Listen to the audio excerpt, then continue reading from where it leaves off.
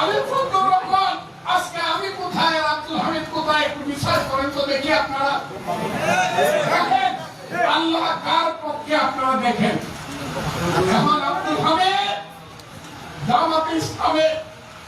জামাত ইসলামের করোনা নিয়ে আব্দুল হামিদকে বাইচা রাখতে হয়েছে।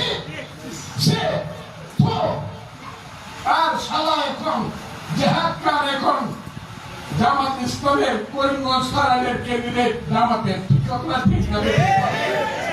ওই জামাতের করোনা নিয়ে গোলাম আজমের ছেলে আজমির করোনা নিয়ে, আর জামাতের আমির ডাক্তার শফিকুর রহমানের দোয়া নিয়ে আগে সরকারকে বাধ্য করে বিদেশ যাইতে হয় এবং আসতে হয়।